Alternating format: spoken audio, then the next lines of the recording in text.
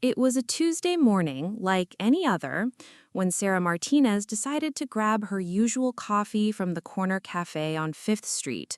The autumn air was crisp, leaves crunching under her feet as she walked the familiar route to work. She had no idea that this simple decision would thrust her into a world of government secrets, underground operations, and a conspiracy that reached the highest levels of power. Before we jump back in, tell us where you're tuning in from. And if this story touches you, make sure you're subscribed, because tomorrow I've saved something extra special for you. Sarah was a 34-year-old marketing executive who valued routine above almost everything else. Every morning at 7:15 a.m., she would order the same thing, a medium dark roast with oat milk, no sugar. The barista, Miguel, knew her order by heart and would start preparing it the moment he saw her approaching through the cafe's large windows. It was this predictability that made what happened next so extraordinary. That particular morning, the cafe was unusually quiet. Only 3 other customers occupied the scattered tables, each absorbed in their laptops or newspapers. Sarah noticed that Miguel seemed nervous, his hands shaking slightly as he prepared her coffee. When she asked if everything was okay, he simply nodded and avoided eye contact, which was unlike his usually cheerful demeanor. "Here's your coffee, Sarah," Miguel said, his voice barely above a whisper. "Have a safe day." The word safe lingered in the air with an odd emphasis that made Sarah pause. But she was already running late for a morning meeting, so she grabbed her cup, left her usual tip, and hurried out the door. The coffee tasted different that morning. Not bad, just different. There was an underlying bitterness that hadn't been there before, as if something extra had been added to the blend. It wasn't until she finished the last drop, sitting at her desk reviewing quarterly reports, that Sarah decided to throw away the cup. As she lifted it to toss it into the wastebasket, something caught her eye. There, printed in small, precise lettering on the bottom of the cup, were 4 words: Operation Blackout, immediate. Sarah's heart began to race. She looked around the office, suddenly feeling exposed and vulnerable. Her colleagues continued their mundane tasks, answering phones, typing emails, discussing weekend plans, completely unaware that she was holding what appeared to be some kind of coded message. She quickly flipped the cup back over and set it on her desk, trying to appear casual while her mind raced with possibilities. Was this some kind of joke? A marketing stunt? But the serious look in Miguel's eyes that morning suggested otherwise. The way he had emphasized the word safe now took on a sinister meaning. Sarah realized that her predictable routine had made her an easy target for someone who needed to deliver a message without being detected. She spent the next hour trying to focus on work, but her eyes kept drifting back to the innocent-looking coffee cup. Finally, unable to concentrate any longer, she decided to do some research. Using her personal phone instead of her work computer, she began searching for Operation Blackout and variations of the phrase. What she found made her blood run cold. Multiple government websites mentioned classified operations with similar names, though most of the information was heavily redacted. Several conspiracy theory forums discussed something called Operation Blackout in relation to communication failures during national emergencies. But most disturbing of all were the news reports from the past year about journalists and government employees who had disappeared after investigating similar operational names. Sarah realized she was in possession of information that someone desperately wanted her to have, but she had no idea why she had been chosen or what she was supposed to do with it. The cup sat on her desk like a ticking bomb, its innocent appearance masking what was clearly a dangerous secret. As the day progressed, Sarah began to notice things she had never paid attention to before. The man in the gray suit who had been reading a newspaper in the cafe that morning was now sitting in a car across the street from her office building. A woman with short red hair had passed by her office window 3 times in the past hour, each time glancing in her direction. Were these coincidence, or was she already being watched? By lunchtime, Sarah had made a decision. She couldn't ignore what had happened, but she also couldn't trust anyone at work or in her immediate circle. She needed to find out what Operation Blackout Immediate meant and why someone had chosen her to receive this message. Little did she know that her investigation would uncover a conspiracy that stretched from local government offices to the highest levels of national security, involving people she had trusted her entire life. The coffee cup, now empty and seemingly harmless, had become the key to unlocking secrets that some people would kill to protect. Sarah spent her lunch break walking around the city, the coffee cup tucked safely in her purse. She needed time to think without the prying eyes she was now certain were watching her every move. The bustling downtown area provided cover, allowing her to blend in with the crowds while she formulated a plan. Her first instinct was to call her brother Jake, a former military intelligence officer who now worked as a cybersecurity consultant. If anyone could help her understand what she had stumbled into, it would be him. But something held her back. The message had been delivered specifically to her through her daily routine at her regular café. This wasn't random. Someone had planned this carefully, which meant they knew about her connections, her family, her habits. Instead, Sarah decided to return to the café. Maybe Miguel could provide some answers, or at least explain how that message had ended up on her cup. The afternoon crowd was different from the morning regulars: tourists, students, and people working remotely on their laptops. Miguel was still behind the counter, but he looked even more nervous than he had that morning. "Sarah," Miguel's voice cracked slightly when he saw her approach. I didn't expect to see you again today." "Miguel, we need to talk," Sarah said quietly, leaning across the counter. "About my coffee cup this morning." The color drained from Miguel's face. He glanced around the cafe nervously before motioning her to follow him to the back room. The storage area was cramped and filled with coffee supplies, but it provided privacy from the customers in the street. "I never wanted to get involved in this," Miguel whispered, his hands shaking as he spoke. "They told me it was just a one-time thing, that you were in danger and needed to be warned." "Who told you that? Warned about what?"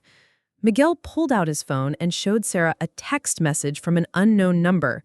"Sarah Martinez, regular customer, dark roast, oat milk. Must receive message today. Her life depends on it. This is a matter of national security." The message was time-stamped at 6:30 a.m. that morning, 45 minutes before the cafe opened. Sarah felt a chill run down her spine as she realized how much planning had gone into this moment. "They knew everything about you," Miguel continued. "Your order, your schedule, even that you always finish your coffee completely before throwing away the cup. They said if I didn't do exactly as instructed, people would die." "Did you see who sent this? Did anyone come to the cafe?" "No, just the text. But Sarah, there's something else." Miguel reached into his apron pocket and pulled out a small piece of paper. "This was taped under the cash register when I opened this morning. It has your name on it." Sarah unfolded the paper with trembling fingers. In the same precise handwriting as the cup message, it read, "Sarah, you have 48 hours. Check the old library on Maple Street. Second floor, mythology section, book titled Norse Legends. Page 127. Trust no one in uniform. Your father knew this day would come. A friend." The mention of her father hit Sarah like a physical blow. David Martinez had died in a car accident 3 years ago, or at least that's what she had been told. He had worked for the Department of Energy for over 20 years, mostly in administrative roles, or so she had believed. Sarah had never questioned the official story of his death, but now doubts began to creep into her mind. "Miguel, I need you to delete that text message and pretend this conversation never happened," Sarah said, her voice steadier than she felt. "If anyone asks about me, just say I'm a regular customer, nothing more." "What are you going to do?" "I'm going to the library." Sarah left the cafe through the back exit, emerging into an alley that connected to a different street. She walked for several blocks, doubling back and taking random turns to ensure she wasn't being followed. The paranoia felt surreal, like something out of a spy movie, but the weight of the messages made it clear this was deadly serious. The old library on Maple Street was a beautiful but neglected building that the city had been threatening to close for years. Most people use the newer branch library downtown, which meant this location was usually quiet and nearly empty. Sarah climbed the creaking stairs to the second floor, her footsteps echoing in the vast, dimly lit space. The mythology section was tucked away in a corner, covered in dust and clearly rarely visited. Sarah found the book mentioned in the note, a thick volume of Norse legends with a worn leather binding.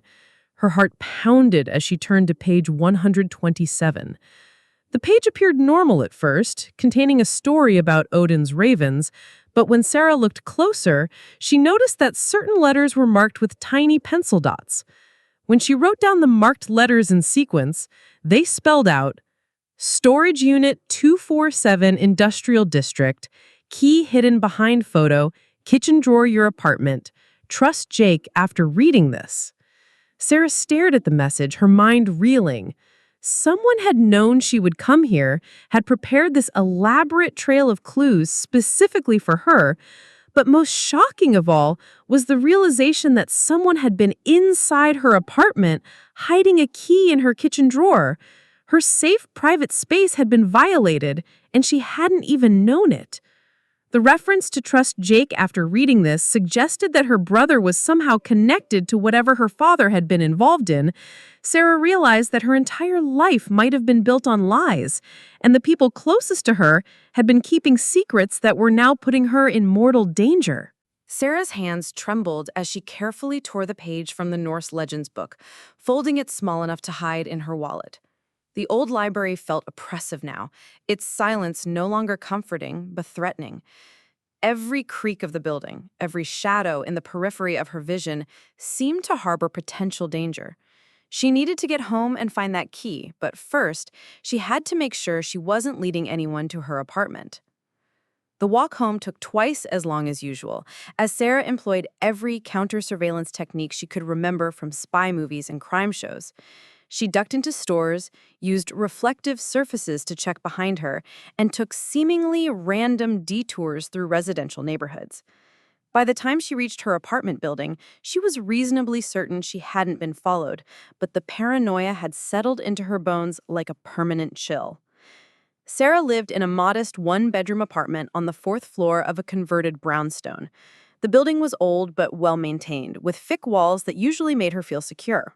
Now, as she climbed the familiar stairs, every sound seemed amplified and potentially threatening. She paused outside her door, listening carefully before inserting her key.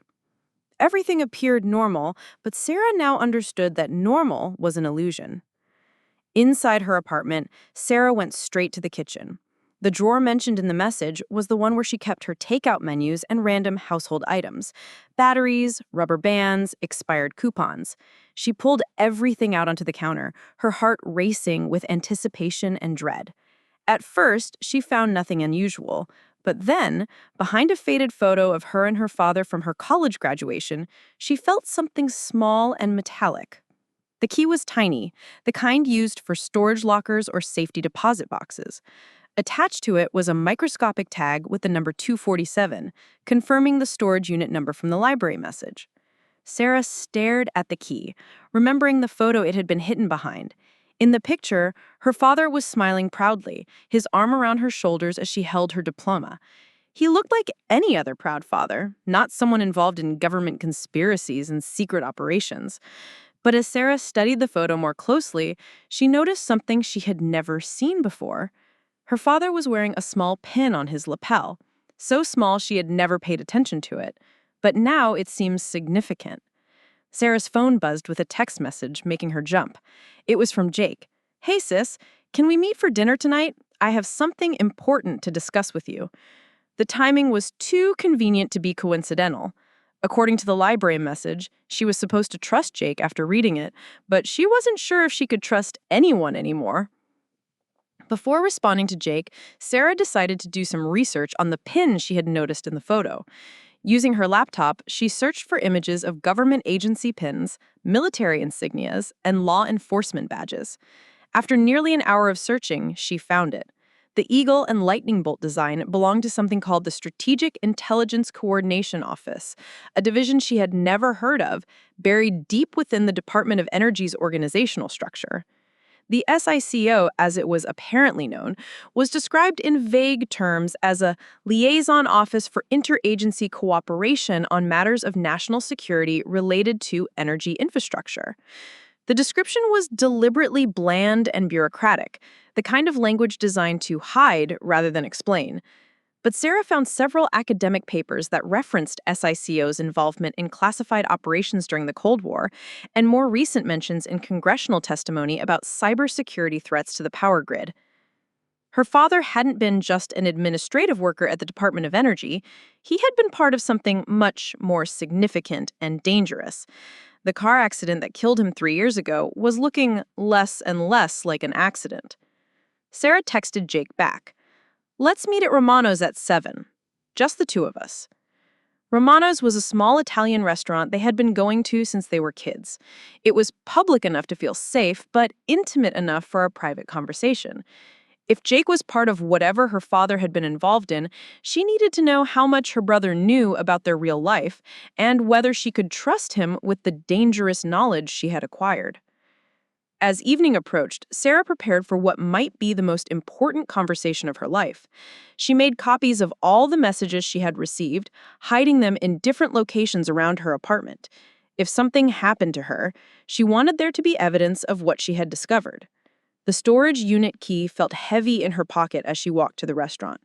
Tomorrow, she would drive to the industrial district and see what her father had left her in Unit 247.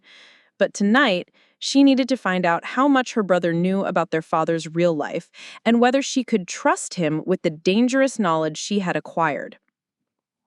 Sarah arrived at Romano's early, choosing a table where she could watch the entrance. When Jake walked in 15 minutes later, she studied his face carefully, looking for signs of deception or nervousness. He looked tired and stressed, but that could mean anything. What she noticed, however, was that he kept checking his phone and glancing toward the windows, behavior that mirrored her own newfound paranoia. "Sarah, we need to talk about Dad," he said without preamble as soon as he sat down. "I was hoping you'd say that," Sarah replied, her hand instinctively moving to the coffee cup message in her purse, "because I think I'm finally ready to hear the truth." Jake's face went pale at Sarah's words. He glanced around the restaurant nervously before leaning across the table, his voice barely above a whisper. "Sarah, what do you know about Dad's work?" Instead of answering directly, Sarah pulled out the coffee cup and placed it on the table between them. Jake's eyes widened as he read the message on the bottom, "Operation Blackout, immediate." "Jesus Christ, Sarah, where did you get this?" Jake's military training was evident in how quickly he palmed the cup, making the message disappear from view. "Do you have any idea how dangerous this is?" "Dangerous enough that someone used my daily coffee routine to get it to me," Sarah replied. "And dangerous enough that they mentioned our father. Jake, I need to know what Dad really did at the Department of Energy." Jake was quiet for a long moment, clearly wrestling with a decision. Finally, he pulled out his phone and showed Sarah a contact labeled David Martinez, emergency only. The phone number was different from any Sarah had ever seen for their father. "Dad didn't die in a car accident," Jake said, his voice heavy with a secret he had been carrying for 3 years. "He was murdered because he discovered something he wasn't supposed to know. The night before he died, he called me using this number, a secure line I didn't even know existed. He told me that if anything happened to him, I should watch over you and wait for a sign that you were being brought into whatever he was investigating." Sarah felt the world shift around her. Everything she thought she knew about her father's death, about her brother's protective behavior over the past 3 years, about her own life, had been a carefully constructed lie. "The sign," Sarah said slowly, "was the coffee cup message. Dad told me that when the time came, you would receive information through your daily routine. He said you were the only one he trusted completely, the only one who couldn't have been compromised or turned. Sarah, our father was part of a resistance group within the government, people, military officers, and intelligence agents who had also discovered pieces of the plot." Jake pulled out a manila folder that Sarah hadn't noticed him carrying. Inside were photographs, documents, and what appeared to be surveillance reports. The top document was marked classified in red letters. Dad worked for SECO, the Strategic Intelligence Coordination Office. Officially, they monitored threats to energy infrastructure. Unofficially, they discovered that a rogue element within multiple government agencies was planning to deliberately trigger a nationwide power grid failure. The blackout would create chaos, allow for the implementation of martial law, and enable a small group of conspirators to seize control of the government. Sarah stared at the documents, her mind struggling to process the magnitude of what Jake was telling her. But why would they want to cause a blackout? What would they gain? Think about it, Sarah. In a complete power failure, communication systems fail, banks can't operate, transportation shuts down, and emergency services are overwhelmed. In the chaos that follows, people become desperate for any authority that promises to restore order. The conspirators have backup power systems, private security forces, and stockpiled resources. They swoop in as saviors while simultaneously eliminating anyone who might oppose their new order. Jake showed her a photograph of a man in an expensive suit shaking hands with a military officer. This is Senator Richard Caldwell, chairman of the Senate Energy Committee. Next to him is General Patricia Hayes, commander of the National Guard's Emergency Response Division. They're two of the key figures Dad identified as part of the conspiracy. Sarah recognized both names from news broadcasts. Senator Caldwell was frequently quoted as an expert on national security, while General Hayes had been promoted twice in the past year and was being considered for a position on the Joint Chiefs of Staff. How many people are involved? Sarah asked. Dad's investigation identified at least 40 people in key positions: senators, military officers, federal judges, corporate executives, and high-ranking bureaucrats. They've been planning this for years, placing their people in strategic positions and eliminating anyone who gets too close to the truth. The waiter approached our table, but Jake waved him away with a look that made it clear they didn't want to be disturbed. Sarah noticed that several other diners had left during their conversation, and the restaurant was now nearly empty. Jake, if Dad discovered all this, why didn't he go to the FBI or the media? He tried. 2 of the FBI agents he contacted ended up dead in accidents within a month. The journalist he spoke to was killed in a mugging gone wrong. Dad realized the conspiracy reached into every level of government and law enforcement. That's when he started working with the resistance group, government employees, military officers, and intelligence agents who had also discovered pieces of the plot. Jake handed Sarah another document, this one showing a timeline of recent events. Look at the pattern, Sarah. Over the past 2 years, there have been increasing tests of the power grid. Rolling blackouts blamed for extreme weather, cyber attacks on utility companies, and infrastructure failures that required military intervention. They've been conditioning the public to accept power outages as normal and to welcome military assistance during emergencies. Sarah studied the timeline, seeing for the first time how events she had dismissed as unfortunate coincidences actually formed a deliberate pattern. The summer blackouts in Texas, the winter power failures in the Northeast, the cyber attacks on California's grid, all of them had resulted in increased military involvement in civilian affairs. The message on your cup, Operation Blackout Immediate, means they're accelerating the timeline. Jake continued. Dad's sources in the resistance believe the final operation would happen within the next few weeks. The storage unit he mentioned in the library message contains everything he gathered: names, dates, financial records, and evidence of the murders. It's enough to expose the entire conspiracy, but only if we can get it to the right people. Sarah felt a mixture of terror and determination. Her quiet, predictable life had been shattered, but she was beginning to understand that she had a crucial role to play in preventing a catastrophe that would affect millions of people. Who are the right people, Jake? If the conspiracy reaches this high, who can we trust? Jake smiled grimly. Dad spent his last months identifying clean assets, government officials and journalists who were definitely not compromised. He left their names and contact information in the storage unit, along with instructions for how to approach them safely. As they prepared to leave the restaurant, Jake handed Sarah a burner phone. From now on, we communicate only through this.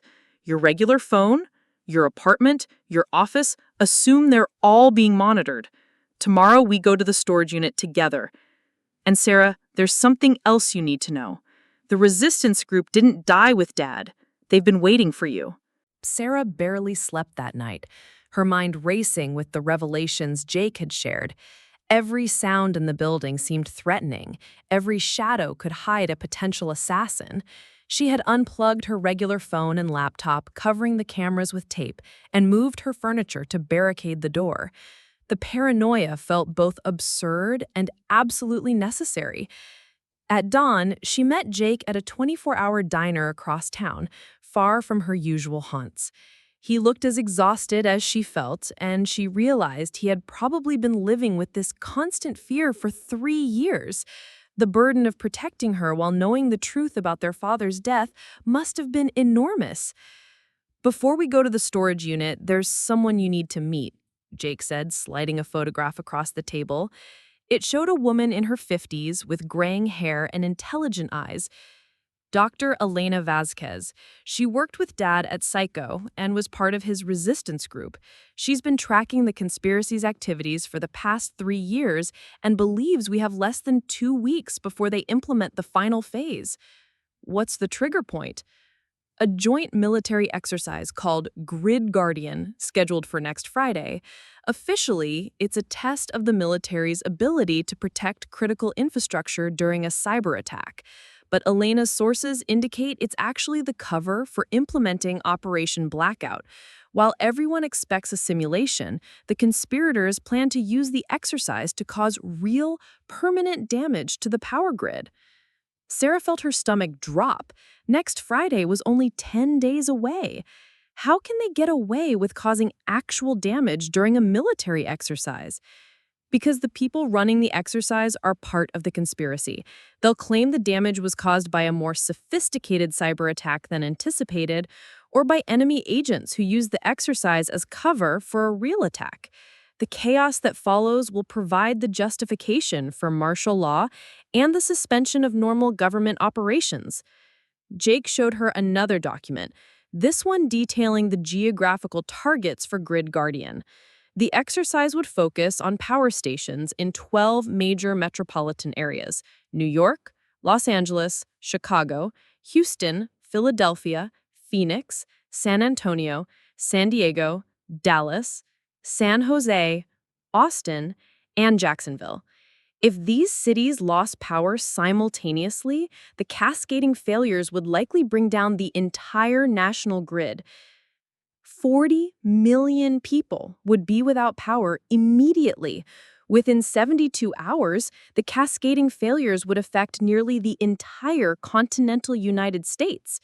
Water treatment plants would fail, hospitals would lose backup power, transportation systems would collapse, and communication networks would go dark. It would be like stepping back into the 19th century, except with 300 million people dependent on modern technology.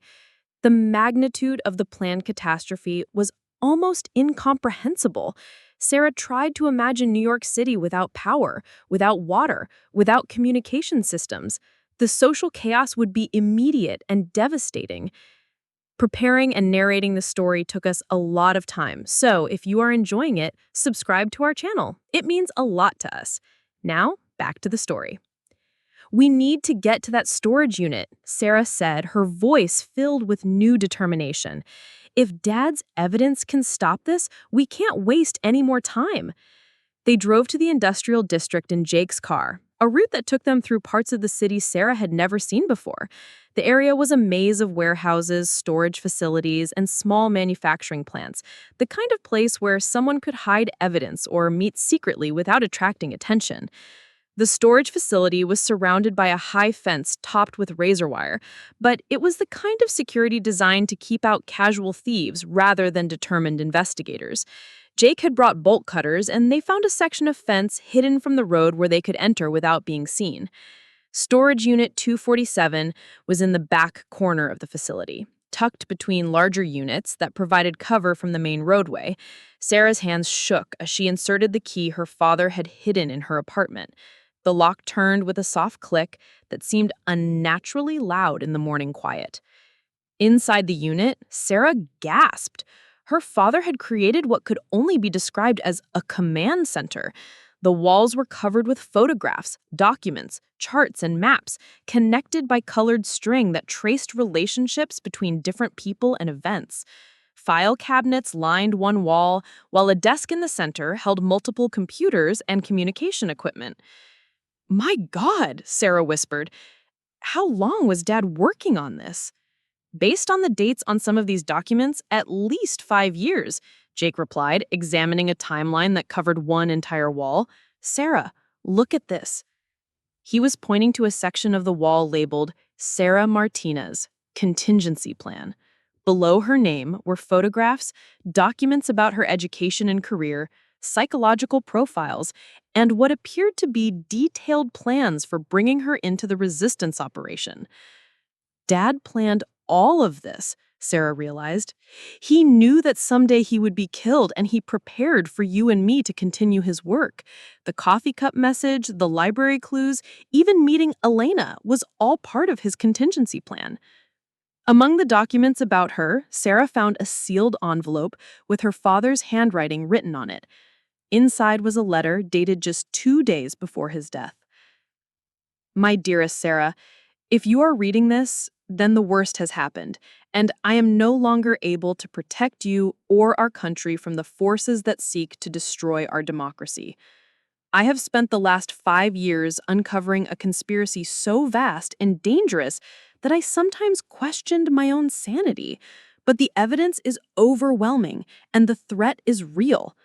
You were chosen for this role not because you are my daughter, but because you possess the qualities necessary to complete this mission: your analytical mind, your attention to detail, your ability to remain calm under pressure, and, most importantly, your unshakable moral compass make you the ideal person to carry on this work. I know this burden seems impossible, and I wish I could have spared you from it, but Sarah, you may be the only person who can prevent the collapse of our civilization. The files in this storage unit contain everything you need to expose the conspiracy and stop Operation Blackout. Trust Jake, trust Elena, but trust no one else until you have verified their loyalty using the procedures outlined in the red folder. I love you more than you will ever know, and I am proud of the woman you have become. Now, save our country. Your father, David Martinez." Sarah sank into the chair at her father's desk, overwhelmed by the weight of responsibility he had placed on her shoulders. Around her, the evidence of years of investigation seemed to pulse with urgency. Next Friday was only 10 days away, and she was apparently the key to stopping a conspiracy that would plunge the entire nation into chaos. Jake placed a hand on her shoulder. "Sarah, we don't have to do this. We could take the evidence and disappear. Start new lives somewhere, far away." Sarah looked up at her brother, then at the walls covered with her father's meticulous work. Somewhere in the distance, she could hear the rumble of traffic on the highway. Millions of people going about their normal lives, completely unaware that their world was about to change forever. "No," she said, quietly. "Dad was right. If we don't stop this, who will?" For the next 4 hours, Sarah and Jake systematically went through every file, every photograph, every document in their father's storage unit command center. The scope of the conspiracy was even broader than Jake had initially described. David Martinez had uncovered financial connections between the conspirators and foreign governments, evidence of blackmail and coercion used to recruit unwilling participants, and detailed plans for what would happen in the days and weeks following Operation Blackout. "Look at this," Sarah said, holding up a thick folder marked Post-Blackout Implementation. Inside were organizational charts showing how the conspirators planned to restructure the government, economic plans for controlling resources during the crisis, and lists of political opponents who were marked for neutralization once martial law was declared. The neutralization list contained over 200 names: senators, governors, judges, journalists, and activists who had opposed policies favored by the conspirators. Sarah recognized many of the names as people she had seen on television or read about in newspapers. These weren't fringe political figures, they were mainstream leaders who represented millions of Americans. "They're planning to remake the entire country," Jake said, studying a document titled New Constitutional Framework. Emergency powers would become permanent, civil liberties would be suspended indefinitely, and a small council of emergency coordinators would have absolute authority over every aspect of American life. Sarah found another disturbing element in the files, evidence that similar operations were being planned in other countries. Operation Blackout was apparently part of a coordinated international effort to destabilize democratic governments worldwide. Documents showed connections to mysterious power outages in Australia, cyber attacks on European infrastructure, and political crises in several South American countries. This isn't just about America, Sarah realized. They're trying to create a global crisis that would allow authoritarian elements to seize power everywhere. Among the files, they found detailed profiles of the resistance members their father had worked with. Dr. Elena Vasquez was indeed a key figure, but there were others. A CIA analyst named Marcus Thompson, a federal judge named Patricia Wong, and a journalist named David Reeves who worked for a major newspaper but also maintained contacts throughout the intelligence community. Dad's letter mentioned procedures for verifying loyalty, Sarah said, pulling out the red folder. Inside were complex protocols for approaching potential allies, including code phrases, secure communication methods, and ways to test whether someone had been compromised by the conspiracy. The verification procedures were elaborate, involving multiple steps and cross-checks. To approach Dr. Vasquez safely, for example, Sarah would need to first contact an intermediary, then arrange a meeting in a specific location, then use a series of code phrases to confirm identities and intentions. The process was designed to prevent the conspiracy from inserting false allies or setting traps for resistance members. "Your father was thorough," Jake said with admiration as he read through the protocols. These procedures would make it almost impossible for the conspirators to infiltrate the resistance or eliminate its members through deception. Sarah was studying a map that showed the locations of critical infrastructure targets when she noticed something that made her blood run cold. "Jake, look at this. The Grid Guardian exercise is scheduled to begin next Friday, but some of these power stations are already showing unusual activity." The map included recent intelligence reports indicating increased security at several facilities, unexplained equipment installations, and personnel changes at key locations. It appeared that the conspirators were already positioning their assets for the operation. "We need to contact Elena immediately," Jake said. "If they're moving ahead of schedule, we might have even less time than we thought." Sarah found the contact information for Dr. Vasquez and began following the elaborate verification procedures. The first step required calling a specific phone number and leaving a message with a code phrase, "The ravens have returned to Odin's tree."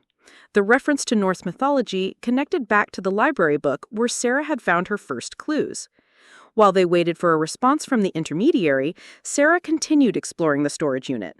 In a locked filing cabinet, she discovered something that changed everything. Video recordings her father had made documenting his investigation. The first video showed David Martinez sitting at the same desk where Sarah now sat, speaking directly to the camera with the urgency of a man who knew his time was running out. "Sarah, if you're watching this, then my worst fears have been realized. I want you to know that everything I did, every risk I took, was to protect you and to protect our country. But people behind Operation Blackout are not just criminals or terrorists. They are American citizens who have decided that democracy is too messy, too unpredictable, too resistant to their vision of how the world should be ordered." Her father's voice was steady, but Sarah could see the exhaustion and fear in his eyes. He looked older than she remembered, worn down by the weight of the secrets he had been carrying. "The evidence in this storage unit represents 5 years of my life, but more importantly, it represents the only chance we have to stop them. By the time you see this, they will have already begun positioning their assets for the final operation. You must move quickly, but you must also be careful. These people have killed dozens of patriots who tried to expose them, and they will not hesitate to kill you. The video continued for nearly an hour, with David Martinez providing detailed explanations of the most critical evidence and step-by-step instructions for contacting the resistance network. Sarah watched her father's face, seeing determination mixed with sorrow as he prepared for a mission he knew he might not survive. "There's something else you need to know," her father said near the end of the recording. "The conspiracy has infiltrated your workplace, Sarah. Someone at your marketing firm has been monitoring you for years, reporting on your activities and relationships. They chose you partly because they believed you were harmless, just another civilian going through the motions of an ordinary life. Use their underestimation of you as a weapon." Sarah felt a chill when she realized that her sense of being watched hadn't been paranoia, it had been accurate. Someone she worked with every day, someone she probably considered a friend, had been spying on her for years. The violation felt almost as devastating as learning about her father's murder. The burner phone Jake had given her buzzed with an incoming call. The caller ID showed only a number, but according to the verification protocols, this should be the response to her message about the ravens in Odin's tree. "Yes," Sarah answered cautiously. "The tree remembers all who seek its wisdom. Can you meet the gardener at the place where stories are preserved?" Sarah checked the codebook. The response was correct, and the place where stories are preserved meant the public library, the same one where she had found the Norse mythology book. "When does the gardener tend the tree?" "When the sun reaches its highest point today." Noon. Sarah looked at her watch. It was already 11:30 a.m. They would have to leave immediately to make the meeting with Dr. Vasquez. "We'll be there," Sarah said, ending the call. Jake was already packing the most critical documents into a briefcase. "We can't take everything, but we need enough evidence to convince Elena that we're legitimate and that the threat is immediate." Sarah selected the videos, the most damaging financial records, and the detailed plans for Grid Guardian. As they prepared to leave the storage unit, she took one last look at her father's command center. The walls covered with evidence seemed to represent years of her father's life, a monument to his dedication and sacrifice. "We'll come back," Jake promised, seeing her reluctance to leave. "But right now, we need to stay alive long enough to use what Dad gave us." They locked the storage unit and drove toward the library, both of them constantly checking mirrors and watching for surveillance. The city looked different to Sarah now. Every person on the sidewalk could be a threat. Every car could contain enemies. Every building could hide watchers. Her father had lived with this level of paranoia for years, and she was beginning to understand how it had aged him so quickly. As they approached the library, Sarah spotted a woman sitting alone at a table in the outdoor reading area. She matched the photograph Jake had shown her, Dr. Elena Vasquez wearing sunglasses and reading a newspaper. The normalcy of the scene was reassuring, but Sarah knew that appearances could be deceiving. "Remember," Jake said, as they parked, "follow the verification protocols exactly. If anything feels wrong, if she doesn't know the right responses, we leave immediately." Sarah nodded, clutching the briefcase containing her father's evidence. In a few minutes, she would meet the woman who had been her father's ally in the fight against Operation Blackout. Everything depended on whether Elena Vasquez was truly who she claimed to be, and whether the resistance her father had died to protect was still strong enough to prevent a national catastrophe. The next phase of her father's plan was about to begin, and Sarah was no longer just a marketing executive who had stumbled into a conspiracy. She was becoming the weapon her father had trained her to be. Sarah and Jake approached Dr. Elena Vasquez's table with careful steps, following the protocols their father had established. Sarah was to make contact first, using a specific phrase that would identify her as David Martinez's daughter without revealing sensitive information to any potential surveillance. "Excuse me," Sarah said, settling into the chair across from Elena. "I'm looking for books about sustainable energy systems. My father always said the old ways of generating power were becoming obsolete." Elena looked up from her newspaper, her dark eyes studying Sarah's face carefully. Your father sounds like a wise man. The grid systems we rely on are indeed vulnerable to many forms of disruption. Perhaps you'd be interested in learning about more resilient alternatives. The exchange matched the verification script perfectly. Elena was who she claimed to be. Jake took a seat at a nearby table, positioning himself to watch for any signs of surveillance, while maintaining the appearance of reading a magazine. Dr. Vasquez, Sarah said quietly, we have a serious problem. The timeline for Operation Blackout may have been accelerated. Elena's composure never wavered, but Sarah caught a slight tightening around her eyes. What makes you think so? Sarah opened the briefcase and showed Elena the intelligence reports about unusual activity at power stations. These are from my father's files. Several facilities are showing signs of preparation that shouldn't be happening until next week. Elena studied the documents with the practiced eye of someone who had spent years analyzing intelligence reports. These dates... Sarah, this is worse than I thought. If they're moving equipment and personnel this early, it means they're not planning to wait for the Grid Guardian exercise. When do you think they'll strike? This coming weekend. Saturday or Sunday, when most government offices are closed and emergency response is at its minimum staffing level. They've moved up the timeline because something spooked them. Sarah felt her stomach drop. Instead of having 10 days to prevent the catastrophe, they might have as little as 4 days. What could have spooked them? Elena glanced around the library before answering. 3 weeks ago, someone hacked into Senator Caldwell's personal email account. The breach was discovered quickly and covered up, but it's possible they found evidence that their communications had been compromised. They might have decided to implement the operation immediately rather than risk further exposure. The revelation that the conspiracy's timeline had been compressed made everything more urgent. Sarah realized that her father's careful planning had assumed they would have more time to build their case and coordinate with allies. Now they would have to move faster and take greater risks. Elena, how many people are in the resistance network now? After your father's death and the subsequent elimination of 2 other key members, we're down to 12 active participants. It's not many, but we're positioned strategically throughout different agencies and organizations. Elena pulled out her own folder of documents, sharing intelligence that the resistance had gathered over the past 3 years. The picture that emerged was terrifying. The conspiracy had grown more powerful and more sophisticated since David Martinez's death. They've recruited additional assets in the military and federal law enforcement. General Hayes has been particularly effective at placing sympathizers in key positions. When Operation Blackout begins, they'll have people in command positions at most major military installations. Sarah studied the organizational charts Elena provided. The conspiracy now included 2 additional senators, 3 federal judges, the directors of 2 major federal agencies, and dozens of military officers at various ranks. Most disturbing of all, they had recruited assets within the media who would help control the narrative during and after the blackout. How do they plan to maintain control once the power grid fails? Sarah asked. They've established private communication networks using satellite uplinks and emergency radio frequencies.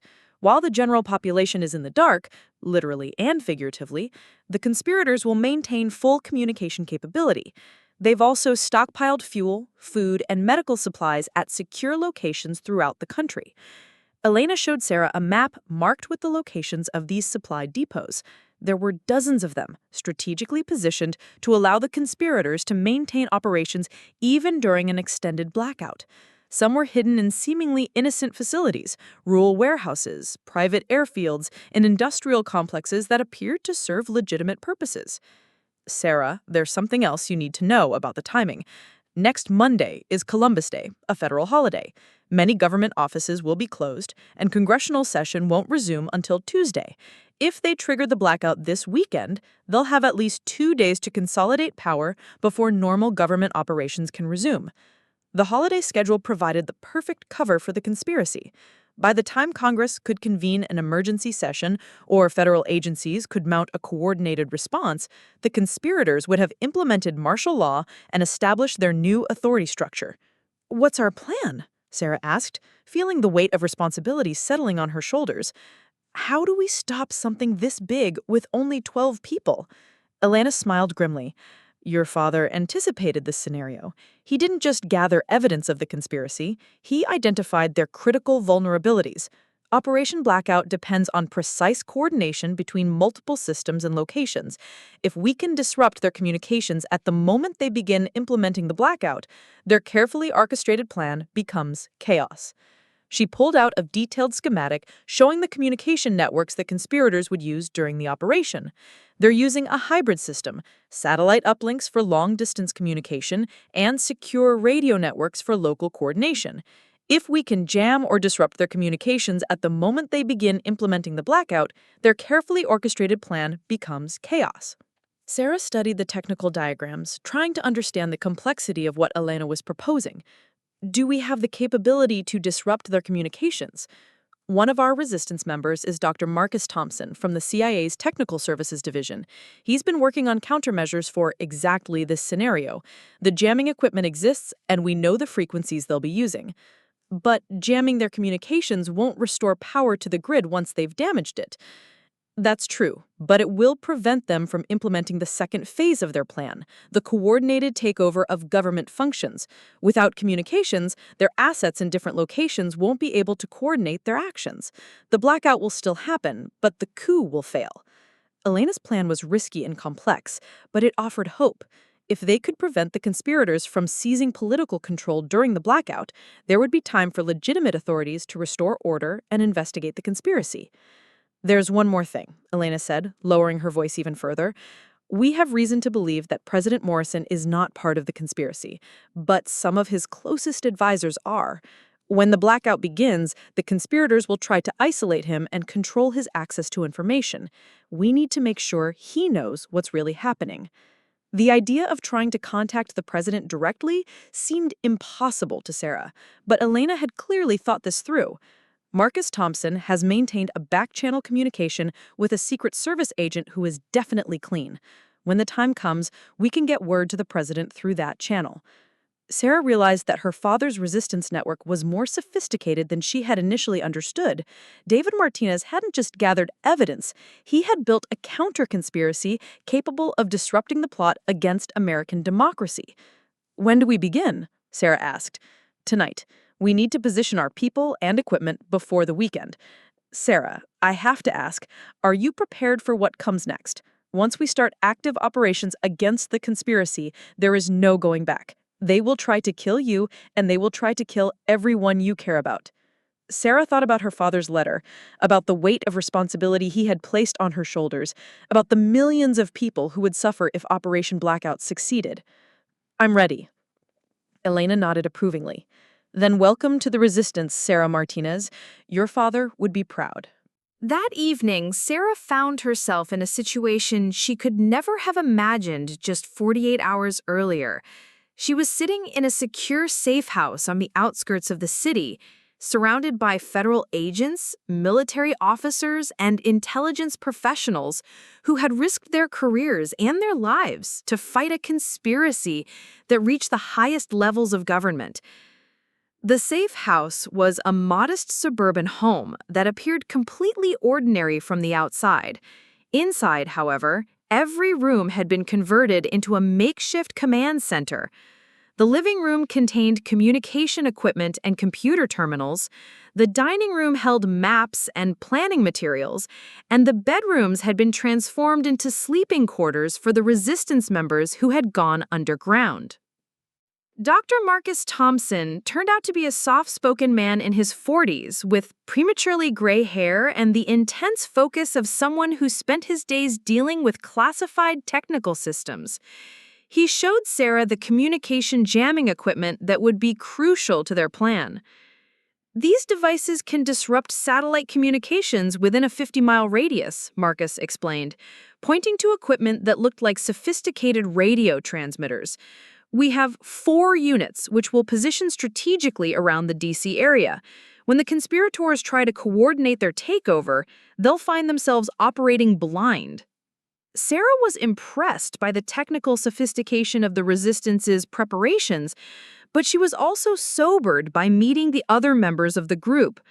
These were people who had given up everything to fight the conspiracy, their careers, their normal lives, their safety. Some of them hadn't seen their families in months, living under assumed identities to avoid detection.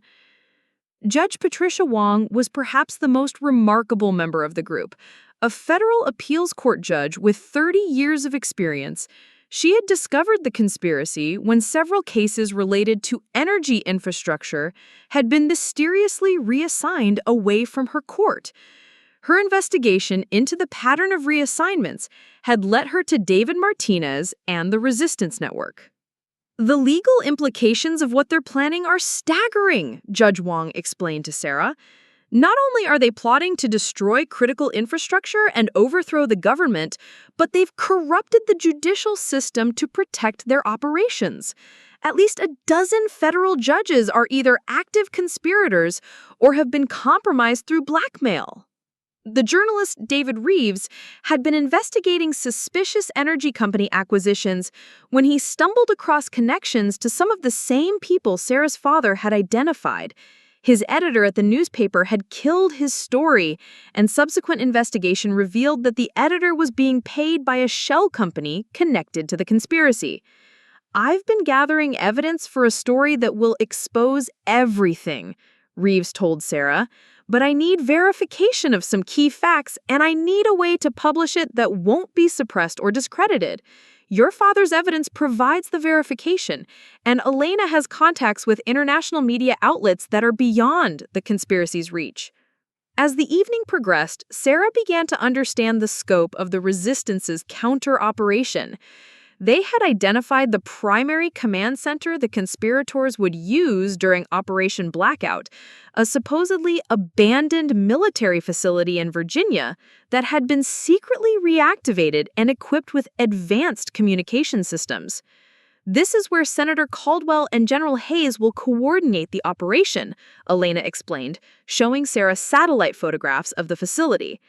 "If we can infiltrate this location and document their activities during the blackout, we'll have definitive proof of their involvement." The infiltration plan was dangerous and complex. Marcus Thompson would lead a small team to plant surveillance equipment in the facility while simultaneously positioning the communication jamming devices around the area. Judge Wong would prepare legal documents that could be immediately filed with clean courts once the evidence was gathered. David Reeves would coordinate with international media outlets to ensure the story would be published even if domestic media was compromised. Sarah's role in the operation was perhaps the most crucial and dangerous. Because she was not known to be part of the resistance, she would serve as the primary liaison with law enforcement and government officials who needed to be warned about the conspiracy. Her father had identified specific individuals in the FBI, Secret Service, and military who were definitely not compromised, but approaching them required someone the conspirators wouldn't suspect. "The timing is critical," Elena emphasized. "We can't move too early, or they'll simply postpone the operation and eliminate us. But if we wait too long, the blackout will begin before we can disrupt their coordination. We have a window of approximately 6 hours on Saturday morning when they'll be most vulnerable." Elena showed Sarah the detailed timeline they had developed. The conspirators planned to begin implementing the blackout at 6 a.m. on Saturday, starting with cyber attacks on automated systems in the Eastern time zone and progressing westward as the morning advanced. By noon, most of the continental United States would be without power. Their command structure depends on maintaining secure communications between the facility in Virginia and field teams at power stations throughout the country. If we can disrupt those communications between 5:30 and 6:30 a.m., their field teams will be operating without coordination. Some may proceed with their assigned sabotage, but others will abort when they can't confirm orders. Sarah studied the faces of the people around her, individuals who had sacrificed everything to preserve American democracy.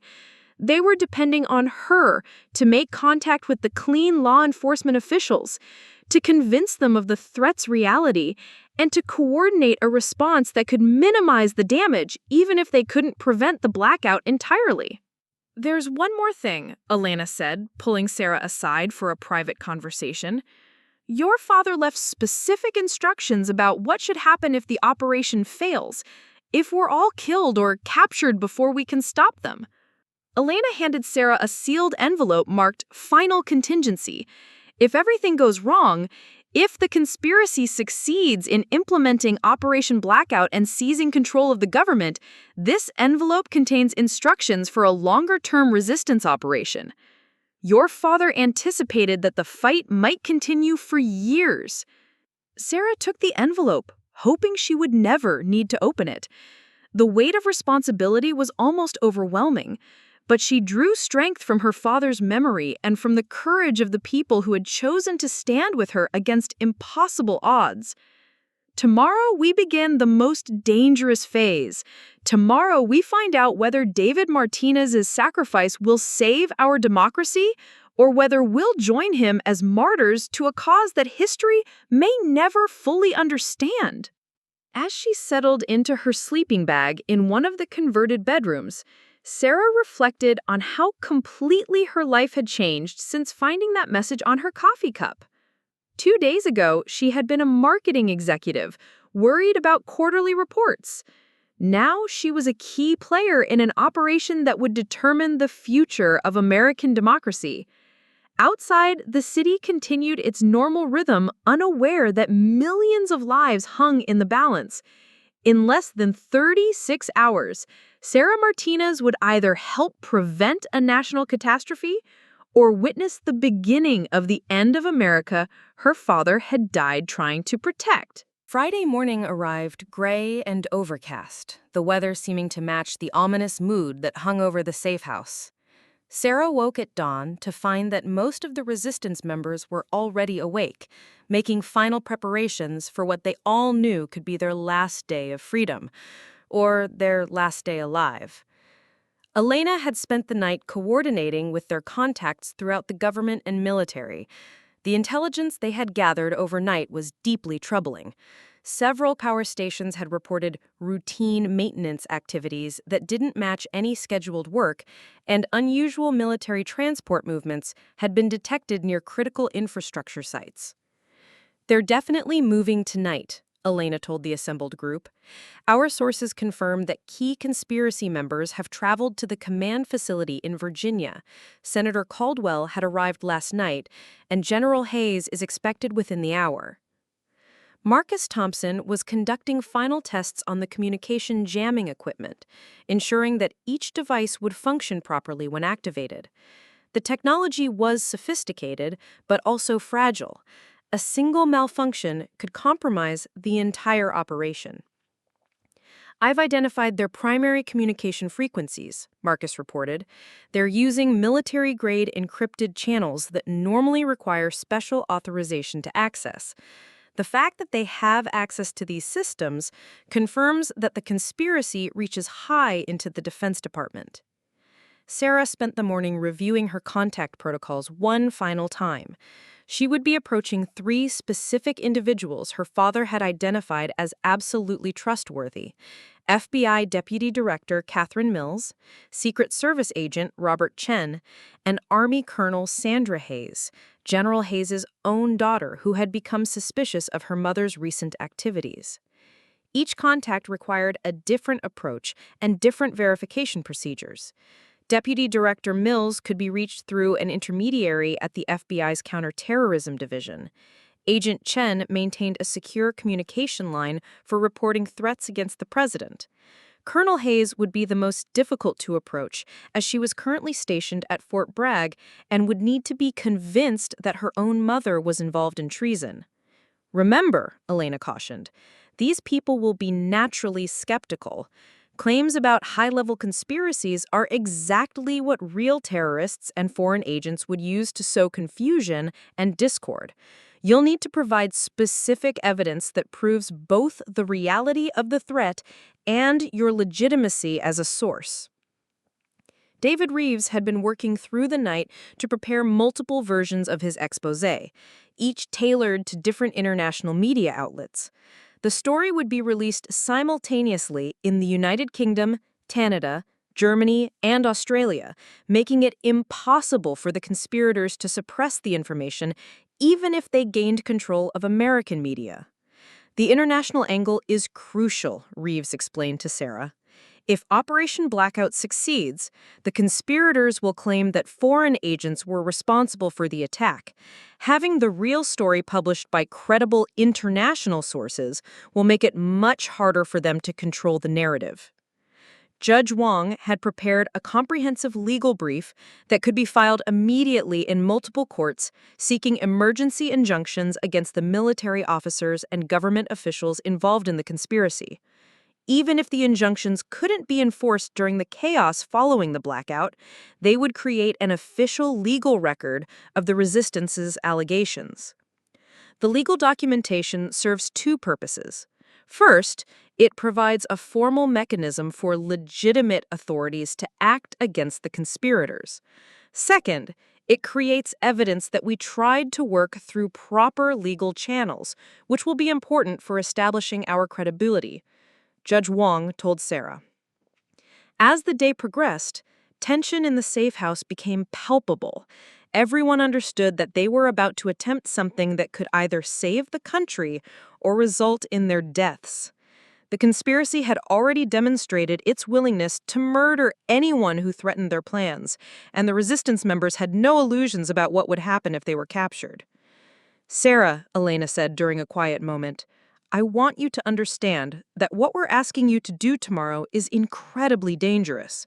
Once you make contact with law enforcement officials and start sharing classified information, you'll be committed to this path completely. There will be no way to step back and pretend you were never involved." Sarah had been thinking about this reality all morning. Once she approached FBI Deputy Director Mills with her father's evidence, she would be confessing to possession of classified documents and claiming knowledge of a conspiracy involving some of the most powerful people in government. If the officials she contacted didn't believe her, she could be arrested for espionage or conspiracy herself. "I understand the risks," Sarah replied. "But, Elena, what choice do we have? If we do nothing, millions of people will suffer and our democracy will be destroyed. If we act and fail, at least we'll have tried to do the right thing." Late in the afternoon, Marcus Thompson reported disturbing news from his monitoring of conspiracy communications. "They're conducting final system tests tonight," he announced. "Based on the traffic patterns I'm seeing, Operation Blackout will definitely begin tomorrow morning at 6 a.m. Eastern Time." The confirmation of the timeline meant that the resistance had less than 14 hours to position their people and equipment. Sarah would need to make her contacts with law enforcement officials tonight before the conspiracy could begin implementing their communications blackout protocols. "There's one final thing we need to discuss," Elena said, as the group gathered for what might be their last meeting. "If our operation succeeds, if we manage to disrupt their coordination and expose the conspiracy, we'll still be facing a period of significant chaos. Power outages will occur even if we minimize the damage, and it will take time for legitimate authorities to sort out what happened." Alana showed the group detailed maps of evacuation routes and safe locations where resistance members could regroup if they needed to disappear quickly. Each person had been assigned specific fallback positions and alternative identities that could be used if their covers were blown. "Remember," Elena concluded, "our primary objective is not just to stop Operation Blackout, but to preserve evidence of the conspiracy so that the responsible parties can be brought to justice. Even if some of us don't survive, the truth must survive." As evening approached, Sarah prepared to leave the safe house for what could be the last time. She carried with her copies of the most crucial evidence from her father's files, along with secure communication devices that would allow her to maintain contact with the resistance team. Jake would remain at the safe house to coordinate communications and provide backup support. Before Sarah left, her brother pulled her aside for a private conversation. "Dad would be proud of you," Jake said, his voice thick with emotion. "You've become exactly the person he always knew you could be. Just promise me you'll be careful. I can't lose you too." Sarah hugged her brother tightly, knowing that this might be goodbye forever. In a few hours, she would either be helping to save American democracy or joining her father as a casualty in the fight against tyranny. "Take care of yourself, Jake. And if something happens to me, Make sure the world knows what Dad died trying to expose. As Sarah drove away from the safe house into the gathering darkness, she carried with her the hopes and fears of everyone she was leaving behind. Tomorrow would determine whether David Martinez's sacrifice had been in vain or whether his daughter could complete the mission he had begun. Sarah's first contact was scheduled for 8 p.m. at a secure location in downtown Washington, D.C.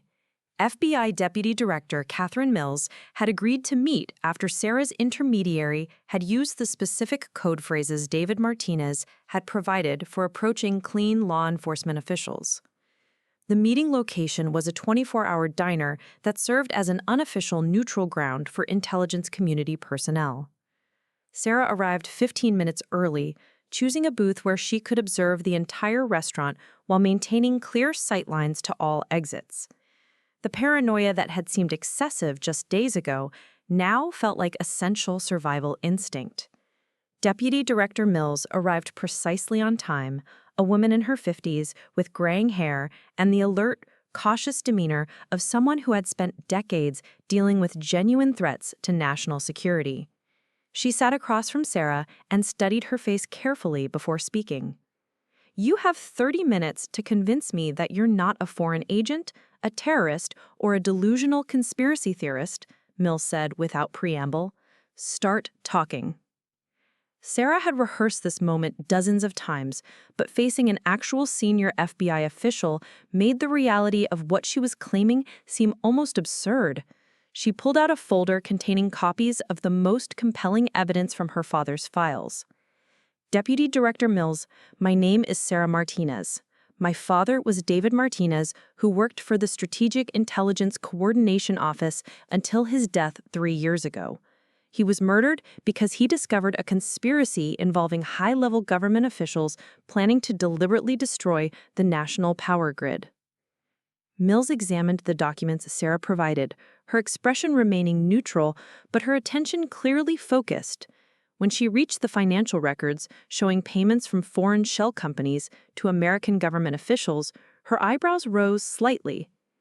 "These documents appear genuine," Mills said after several minutes of careful examination, "but they could also be sophisticated forgeries designed to sow discord within our government.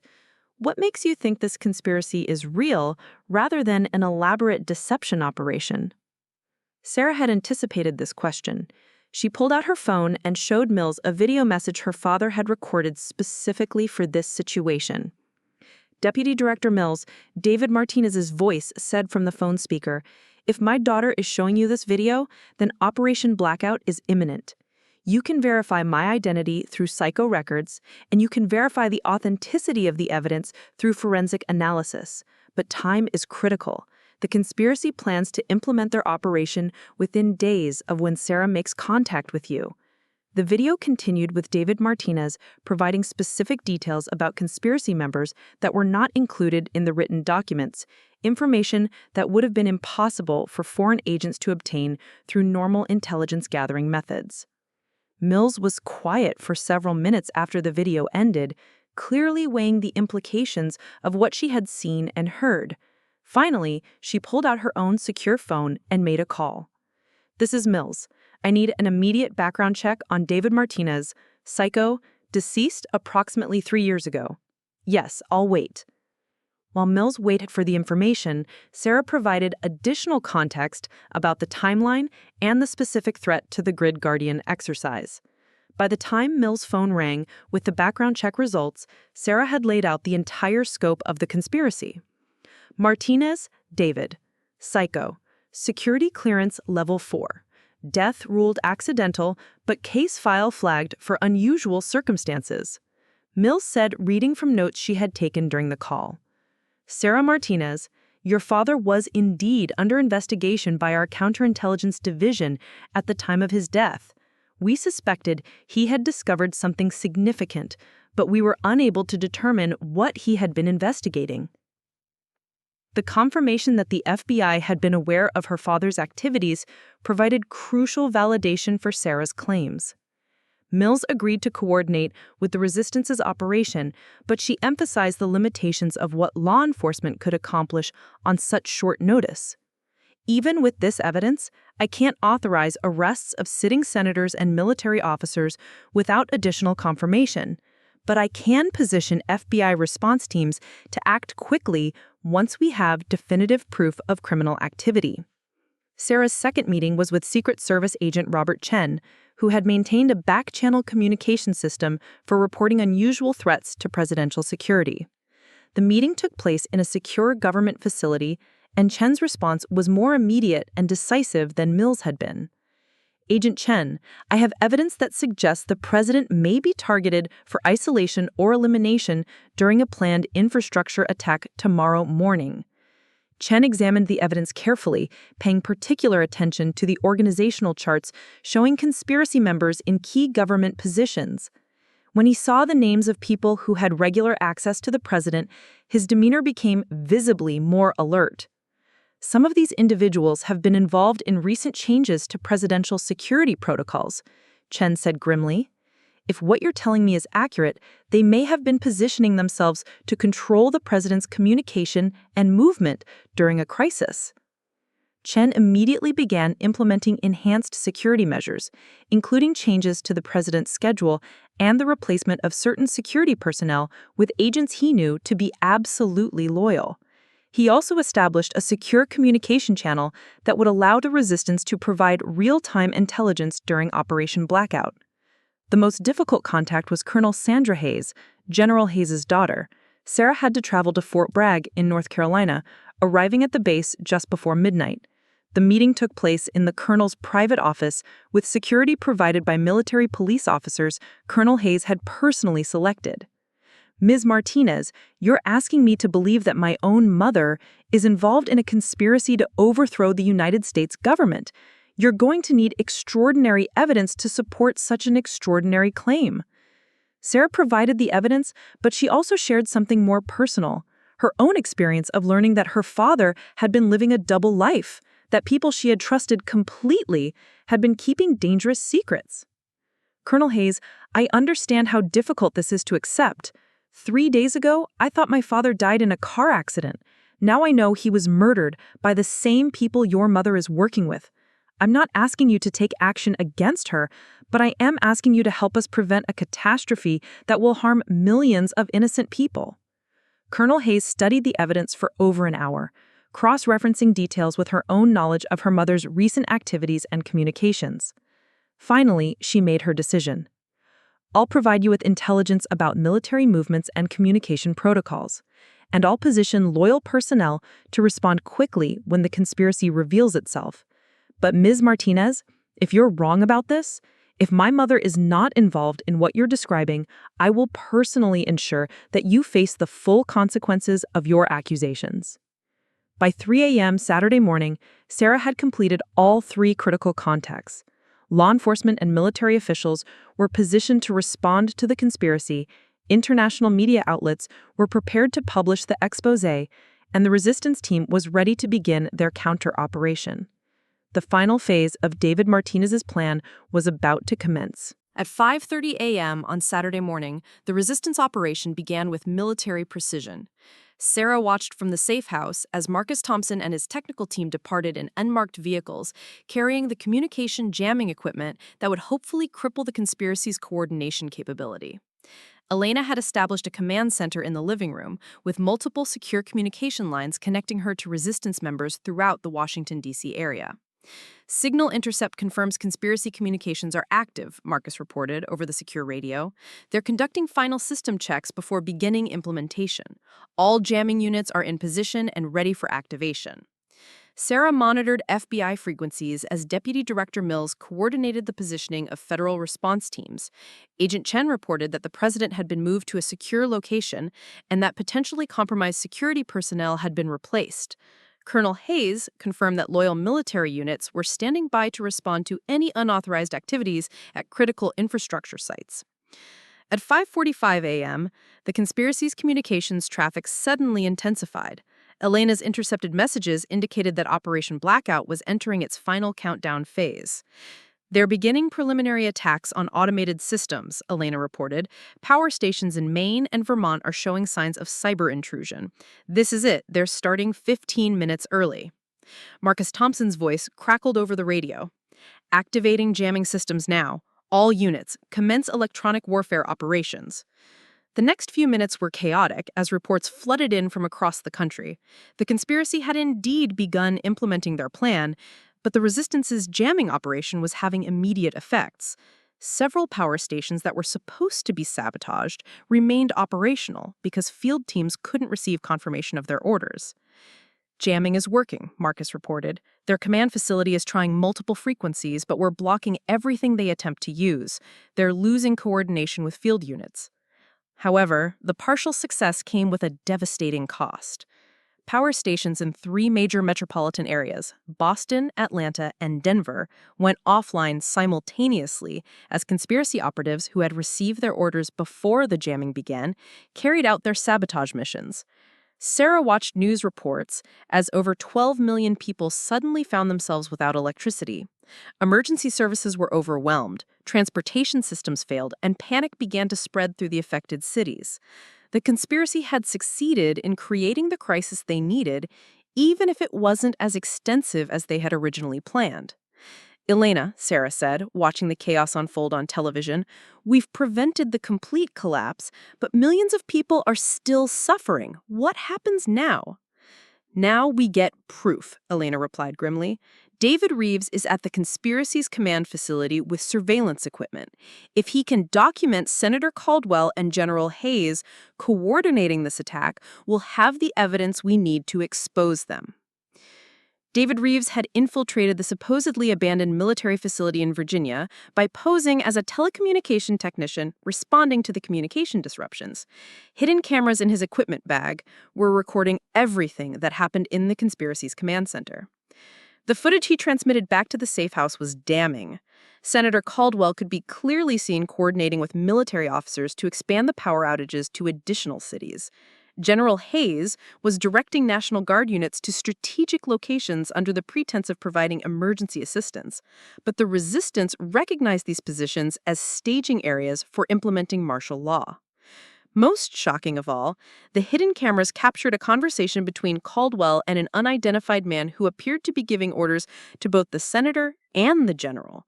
The man's face wasn't visible, but his voice suggested someone with significant authority over the entire operation.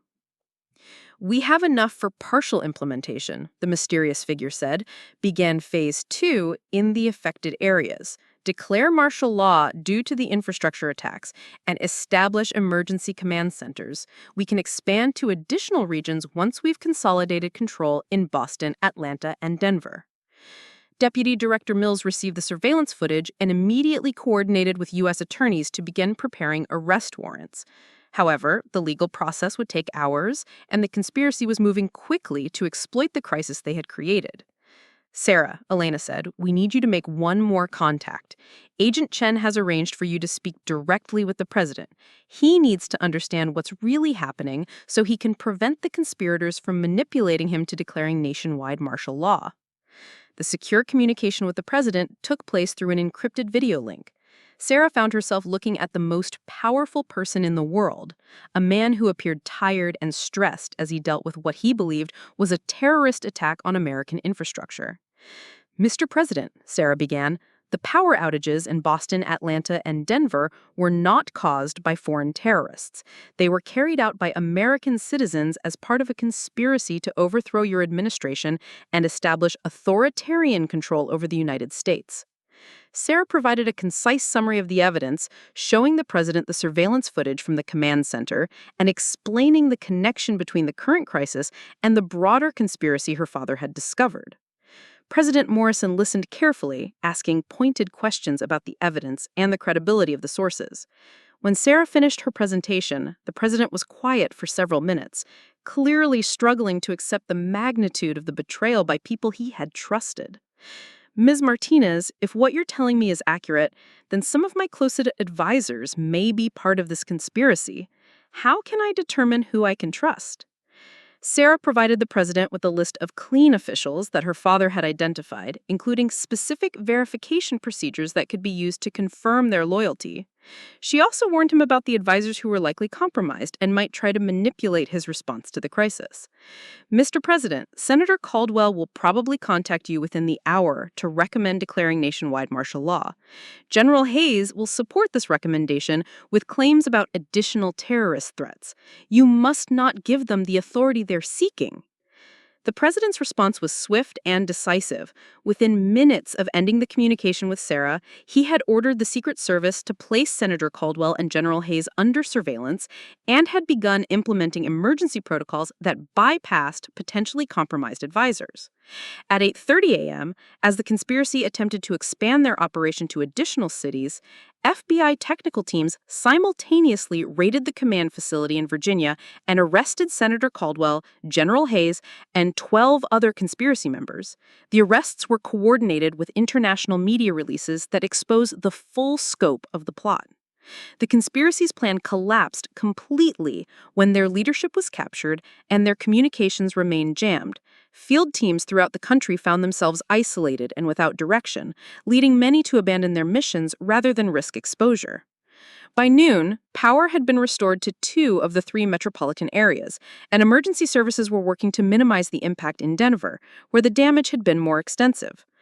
The crisis was far from over, but the conspiracy's attempt to seize control of the government had been decisively defeated. Sarah watched the news reports with a mixture of relief and exhaustion. Her father's sacrifice had not been in vain. American democracy had survived its greatest internal threat since the Civil War. In the weeks that followed Operation Blackout's failure, Sarah found herself at the center of one of the largest criminal investigations in American history. The evidence her father had gathered, combined with the surveillance footage from the conspiracy's command facility, led to arrests and indictments that reached into every level of government. Senator Richard Caldwell and General Patricia Hayes were charged with treason, conspiracy to commit terrorism, and dozens of related crimes. The investigation revealed that the conspiracy had been active for over a decade, slowly placing their people in key positions throughout the federal government, military, and corporate sector. The mysterious figure who had been giving orders to Caldwell and Hayes was eventually identified as Thomas Brennan, a billionaire defense contractor who had been using his wealth and influence to corrupt government officials for years. Brennan's arrest led to the discovery of an international network of similar conspiracies in other democratic countries, confirming David Martinez's suspicions about the global scope of the threat. Sarah testified before multiple congressional committees, sharing her father's research and explaining how the resistance network had uncovered and disrupted the conspiracy. Her testimony was broadcast live on television, making her one of the most recognizable faces associated with the exposure of Operation Blackout. "My father died believing that American democracy was worth any sacrifice," Sarah told the Senate Intelligence Committee. "He spent the last years of his life gathering evidence of this conspiracy because he understood that our freedom depends on citizens who are willing to stand up to tyranny, even when that tyranny comes from within our own government." The congressional investigations led to significant reforms in government oversight and security protocols. The Strategic Intelligence Coordination Office was restructured with enhanced accountability measures, and new procedures were implemented to prevent the kind of infiltration that had allowed the conspiracy to operate undetected for so long. Elena Vasquez was appointed to lead a new interagency task force focused on identifying and disrupting internal threats to national security. Marcus Thompson received a commendation for his technical expertise in jamming the conspiracy's communications, and Judge Patricia Wong was nominated for a position on the Supreme Court in recognition of her courage in exposing corruption within the judicial system. David Reeves won a Pulitzer Prize for his investigative reporting on the conspiracy, and his book about Operation Blackout became a bestseller that helped educate the public about the threats facing democratic institutions. Jake Martinez left his cybersecurity consulting business to work with the government task force, using his military intelligence background to help identify and investigate potential threats. The brothers, who had been forced into this fight by circumstances beyond their control, had found a new purpose in protecting the democracy their father had died to preserve. The resistance members who had risked everything to stop Operation Blackout were honored in a private White House ceremony, where President Morrison personally thanked each of them for their service to the country. Sarah found herself shaking hands with the president, still somewhat amazed at how far she had traveled from her quiet life as a marketing executive. "Ms. Martinez," said the president, "your father would be proud of what you accomplished. You helped save our democracy, and the American people owe you a debt that can never be fully repaid." But even as the immediate threat was neutralized and the conspirators faced justice, Sarah understood that the fight to preserve democracy was ongoing. Thomas Brennan's international network had been damaged but not completely destroyed, and there were likely other conspiracies that remained hidden, waiting for their opportunity to strike. Sarah made a decision that surprised even herself. She requested a position with Elena's task force, officially joining the government effort to protect American democracy from internal threats. Her experience with the resistance and her father's training had prepared her for a career she had never imagined, but one that felt like a natural continuation of the mission David Martinez had begun. The coffee shop on 5th Street had been renovated and reopened under new management. Miguel had testified about his unwilling involvement in delivering the message that started Sarah's journey, and his cooperation with the investigation had earned him immunity from prosecution.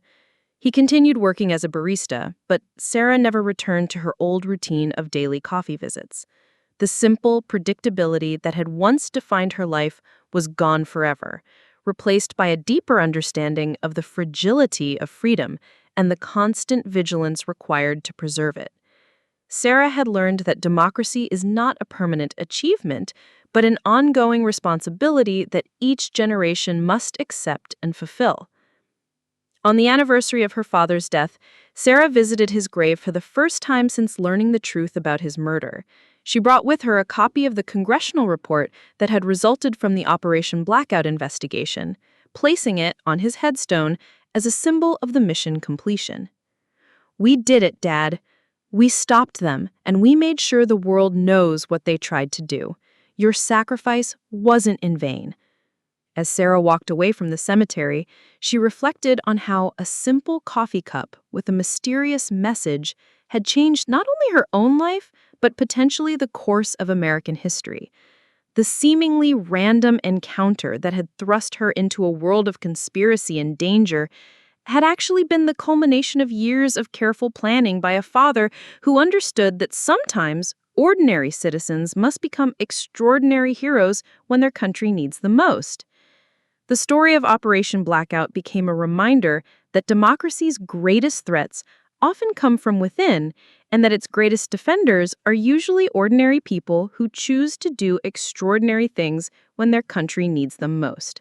Sarah Martinez answered that call, just as her father had hoped she would, proving that the values of courage, sacrifice, and patriotism that define America are not just historical concepts, but living principles that each generation must embrace anew. The coffee cup that had started it all was preserved as evidence in the investigation, but its message, Operation Blackout Immediate, had become something more than a warning. It had become a symbol of how quickly ordinary lives can be transformed by the call to serve something greater than oneself, and how the smallest actions can sometimes determine the fate of nations. Sarah's journey from marketing executive to defender of democracy was complete, but her service to her country was just beginning. In a world where threats to freedom could emerge at any moment, people like Sarah Martinez represented the eternal vigilance that democracy requires to survive and thrive. Up next, you've got 2 more standout stories right on your screen. If this one hit the mark, you won't want to pass these up. Just click and check them out. And don't forget to subscribe and turn on the notification bell so you don't miss any upload from us.